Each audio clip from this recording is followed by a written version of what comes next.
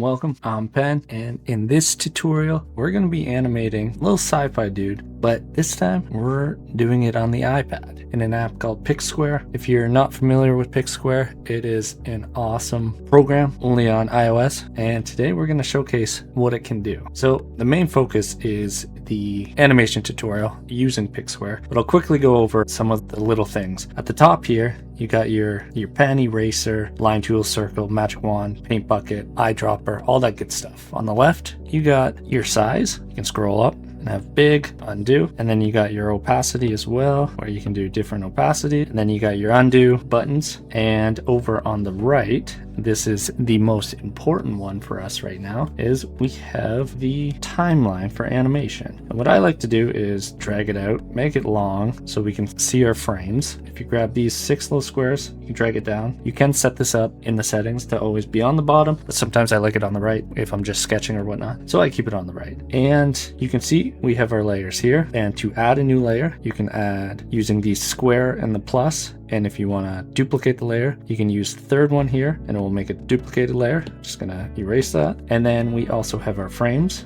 On the right hand side, you can see there's a circle plus and then a double circle plus, which is duplicate the frames. So we're gonna duplicate it a couple times and then you can play it. Obviously nothing will happen since it's the same frames. And then you can see the minus, we'll delete it, and then you also have the onion skin and we can toggle that on and off. So that's just a quick breakdown of the animation timeline. And I want to go over a couple things that I switched to make this quicker and more efficient for myself. And first is the gesture pad, which is toggle right here. If you don't have it on, you can toggle it on in the settings. And I use this with my left hand, and basically what it does is if you open the settings, you can change the opacity of it, and I keep it pretty low, so it's just in the background. You can see it that it's there, but it's not in the way or anything. And what this does is you can set up a bunch of taps and swipes on this tiny little gesture pad, and the ones I set up, which is the most important, is a single tap will grab the eyedropper tool. So that top one I set up, and a lot of these are pre-set up, but I'm gonna go through the ones I set up because sometimes you'll see me swiping the gesture pad and I just want to go over what they do. So the left swipe, right swipe, upward, downward, I set those all up,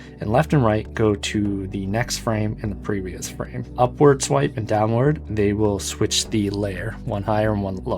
And I'm constantly using the frames, and sometimes I'm using the layers as well. And I think that's all I set up, and you can go ahead and set whatever you want. You can have undo on here. I do have the double tap, get the eyedropper tool, grab this, and then you can see here I drew something, double tap once and it's gone. So those are the little things I have set up that make it just a tad quicker for me. So with all that said, we can go ahead and start our animation. We're just going to do an attack animation. It's fun, it's cool. But the main focus is to go through animation to see how easy it is and how you could use this on the go, in the bed, wherever you want. Animate wherever you want, not stuck on the computer. So I already have my character cut up. So we have top layer is the addition layer, which is just a glow. Turn on the background, you can see the glow, which we'll keep off for majority of the animation. And then we have the sword on its own layer. We have the head on its own layer, the body on its own layer, and then we also have the wire and the background. So let's go ahead and delete these frames that we made and just keep 2, because our first goal here is to make our keyframes. And with animation, there's pose to pose and there's straight ahead animation. For the main swing, we're going to be using pose to pose. So we have our idle pose, let's say, and then let's go ahead and make our next pose,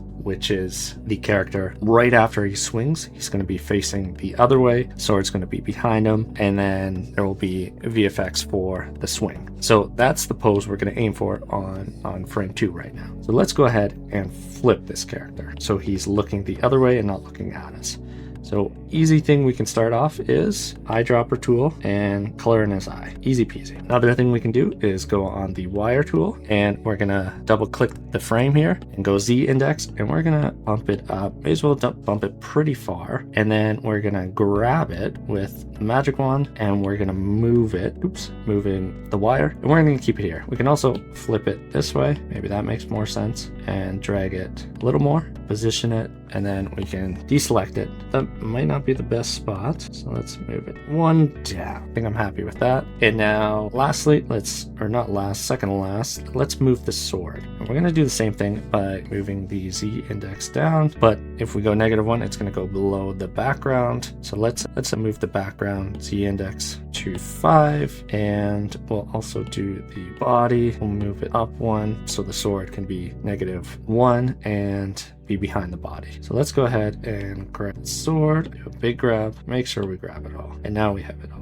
So now we have everything except for the body figured out. But while we're here, we can go and rotate this. So let's grab this top little sprite here and rotate it. Maybe we'll be a bit straighter. We'll try that for now and move it a bit. And we can always adjust this, maybe a bit more tilted downward. Make sure this eraser is small, and we're just going to erase tiny pieces here. We can go ahead and grab the eyedropper tool and kind of fill in bit spots here. And then one thing I am going to do, I'm going to grab the eyedropper tool and just also make it so it, like, his hand is coming out here. And now he's looking the other way. And we can cycle through these, and it doesn't look too good. The head's in the same spot. So let's go ahead and shift that down before we move on to some work to the body. Let's go on the head layer and select all of it, move it here, and let's do the Z index, move it up above. It's going to be above the body. So we can deselect that, and then we can go on the wire as well, select that off. So now let's work on the body. So the body, we're gonna grab this eyedropper tool, and we're gonna make the cloak come more over here and maybe erase it a bit over here. And we're just going to position it a little better, and perhaps maybe this is a leg that's shooting out here or something. And maybe grab this eyedropper tool and kind of see the difference here. So the body is looking okay. So let's maybe bring this leg out a bit more, and let's grab, I have another color over here. We're just gonna grab that cloak over there, and then this one here, let's just make it, maybe it's going a little too hard over here. And these keyframes are the most important frames. Let's move the sword over, kind of grab that all, just deselect, grab it, maybe right there looks okay. And let's jump back to the body layer and erase some of the cloak here. And now let's cycle between the two frames. And that looks a little better, like that pose. And these keyframes, the poses are what you're going to build off of. It's going to be the frames that catch the eye the most. So we want to make sure they look good. We can mess around with this wire a little bit. So let's maybe make it a bit, something like this. I think that looks pretty good. And let's just make this knee look a tad more bent. I think that looks pretty good. I think we can work with that. So now we have one keyframe, and then we can go ahead and do a third keyframe. So let's go ahead and duplicate this frame, and then we're going to drag it to the end. So now we have this pose at the end as well. So let's go ahead and manipulate this pose. And one thing we're going to do is make them above or forward a bit. So let's grab this head and maybe move it right here, deselect, and then let's figure out this sword position. So we're going to grab it. We can flip it this way, and then perhaps make it flat like this. So now let's just flip through these keyframes and see how it's looking. And then we can go ahead and go on the wire and select the wire. We'll just keep it back there, and we're looking pretty good. And now let's cycle through the three keyframes. So we have our idle pose, our first swing, and then our slam down. So we're in a good position. So let's go ahead and do the in-betweens. So the in-betweens are fun because they're pretty easy, because you're just duplicating the frames around, so the keyframes, and slightly manipulating them so we can get a movement that connects the two keyframes. So let's go ahead and we can do a build up from the idle to this first keyframe, but I think right now I'm gonna do the slash and do the aftermath of this swing. So I'm gonna duplicate that frame, and we're gonna add a new layer. It's gonna be VFX layer. I'm gonna scratch this and go VFX. Go OK, and then we're going to grab the eyedropper tool, and we're going to grab the circle, make sure it's filled, which it is, and we're just going to draw a circle like this, and then we can grab another color, just line it up right there, and then we can grab our magic wand, select it all, and cut it. So now we have this beautiful slash on its own layer. delete that. And what we can do now is turn off the background, make a new layer, and we're gonna delete all this on the VFX layer. Turn on our onion skin so we can see the previous frame. And what we're gonna do is switch back to this color, and we're just gonna now do some VFX, and this would be called straight ahead animation. And I'm gonna make a couple more frames actually, and we'll just delete those quick. Go back to frame 4, and we'll finish up this one, and we'll do kind of these lines on the outside touching the slash VFX just ever so slightly, and then we're going to make them trail off real quickly. And that's the key to all of this, is making them disappear very quickly. Let's do one more frame, and we can always delete if we feel like it's too many. And what I want to do is select all. So I'm going to select all these frames, and I'm going to go to duration, and I'm going to switch these to 70 milliseconds or 14 frames per second. And you want to make sure you're on all the frames, and then we can start seeing how this is coming together, because we haven't played it yet. So right now we have our 3 key poses and some aftermath of the first swing. And if you do this little thing, you can toggle through the animation quickly and just see what it is, or you can just hit play. And you can see now we have this swing happening, and it looks okay, but not good enough yet. So let's keep going. And we got that swing. So what we can do now is work on the build up of this. So this first frame, let's duplicate it. So now we got 2 of the same frames. So now we can build this frame up. So let's slowly shift the sword up, and then perhaps we will make the head go down a bit, head down 1, and then that would also bring the wire down 1, and then we can see what it's doing. The body, we can also, let's make that smaller and delete some pixels here, so there's just a little bit more movement, and that's just going to add anticipation. If this is an enemy, that's good for enemies. Heroes tend to strike quicker, so you might want to do less anticipation. So we can try one more. So let's duplicate that frame again, and then let's move the sword just a little bit more, over 1 more, and then let's go to the head and down 1 more, deselect, and then let's swipe to the wire, and let's see the difference. Not bad. So now he slashes. So the aftermath of this is going to be, the sword's going to be extending a bit, I think, and then coming back towards him. So let's just work on the sword. So this first frame, we'll use that as a guideline. Second frame, let's extend it a bit, 1 pixel over. Let's go to this frame, and maybe it goes down because it's heavy, so it's coming back and down. And then this frame here, let's say it goes back and down, and he starts bringing the sword in a bit. And then this last frame, maybe a little bit of anticipation, but maybe it's coming up again, and we can maybe just slightly do that. Let's see, coming up, and then we're going to go to this last frame where he brings it down. So now we're slowly connecting all this, and you can see the arm is kind of looking a little wonky, the sword, but let's go ahead and keep adding some movement. So let's focus on the head now. So the head, the first frame is here, so let's maybe make the head go over, and then perhaps it goes over and down, and then maybe it stays over and down, and then the last frame where it's getting a lot of notifications. I don't know why they're all piling in right now. Last frame, we'll say it comes up just add, and now we just need to work on the bot and make that a little smoother. But you can see now it's looking pretty good. We are 30 minutes in, so let's keep going. So now let's work on the body. So the body swings, and maybe the cape is up a bit, so let's work on those cape animations. Maybe it was up a bit and not as much here. Fill this in with the leg, and then it comes down. So let's switch back. I'm just analyzing this first frame. Maybe it comes down a bit more. This one will make this cape kind of come down, and we'll add a couple more here, and then he comes up. So let's see how that's. So that's looking pretty good. We can add some on this right side. Kind of looks a little stiff, so let's grab that dark color. And let's say the first one high, and then comes down, pixel there, we'll remove, and then it settles in to not bad. So I think we're in good shape. Let's fix this wire though. The wire is in position here. The head is moving, so let's move it over, and we can maybe make it jiggle. Maybe that would look cool. And now let's zoom in real close, and let's just shift the middle 2 pixels here and make this seem like it's wobbling a little bit. Let's see, and that looks pretty good. So now those little tiny pixel movements, it just adds a nice little touch. Not too bad. So now basically we're happy with this, and we just want to do this one more time to connect the last attack. Let's add a bunch of frames on this last one. Let's just do a couple,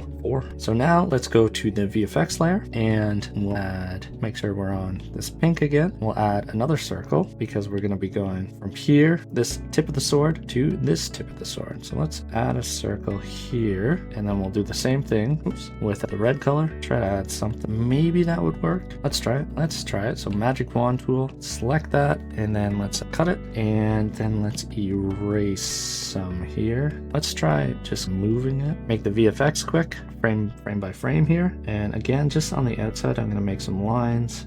These lines are these ones will go into the ground. These ones will come, and then let's do one more frame, and we will delete these ones, and we can just do one more thing. So now you can see this animation is starting to look a nice little combo, but we have that staleness on the last keyframe. Let's start with the sword, keep it consistent, and I believe it started at 9. So sword is down, and let's make it bounce a little bit. I don't need onion skin on for that. So let's make it bounce. Let's grab this square, select, and then maybe it bounces up, but maybe let's just do the whole thing. And this one, maybe let's just do half of it moving up. Oops, let's redo that. Half of it moving up, and then it goes back down, and then let's bring it in 1 frame, and then this one we can bring it in 2 or 3. Let's do 2 for now. Let's see how that looks, and it just gives a little bit of weight to the sword. Looks pretty good. So now let's focus on the head. I think on the first frame, let's grab the entire head and bring it way down, and then this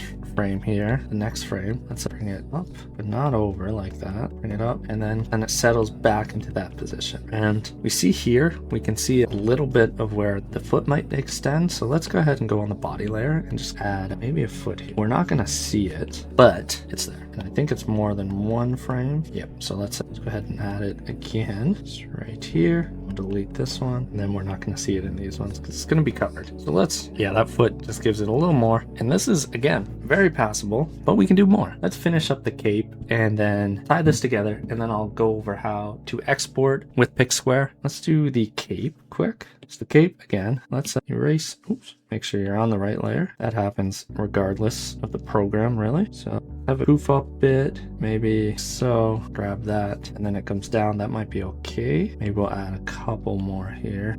And then it comes down, but it starts to settle, and then it really starts to settle. Let's see how that looks. And this left side looks pretty good. We could probably make it better. Boom, settles down. Maybe add just 1 here. Sometimes just 1 pixel can make the difference. Sweet. So now let's work on the inside here. You can see it's hard to see because these 2 colors are so alike, and in the screen recording, I don't even know if you can see the difference, but let's go ahead and kind of fix it up anyways. So it's there, comes down a bit more, and then let's say it falls into place there. And that looks pretty good. So we have this beautiful attack, and it's looking heavy, it's looking good. Let's go through exporting quickly. So if we turn off the background layer, because we'll need that, click this arrow right here at the top, and we don't want GIF, we want and you can export Aseprite, PSD, you can PNG, you can export in a lot of different things. And if you export Aseprite and wanna bring it to the computer, you can swap between both of them, super nice. I do that all the time. I animate in bed or upstairs, and then if I wanna bring it down to the computer, I can do that. So we're exporting our sheet, we're gonna do all visible layers, all frames, and we're gonna do rows. And rows just brings it from right to left, and at the bottom we want to click off trimming, and that will just trim the excess parts. So let's export and see what it does. So now we have, I can't zoom in, but you can see here, I guess I'll zoom in when I edit it, you can see the sprite, the attack, and all the frames. And it also gives you the dimensions, so we know it's 784 by 30, so we can just count the number of frames, which is 14. So just take 784 divided by 14, and you have your dimensions when you bring it into your game. And that's it. So again, if you're interested in Pixquare, it's awesome. It's top tier. I recommend it. Use Penusbmic, caps or lowercase, for 30% off, and highly recommend it. I basically switch between Aseprite and this depending on where I am all the time, and you can see the results are exactly the same. So thank you so much for watching, and I'll catch you guys next time.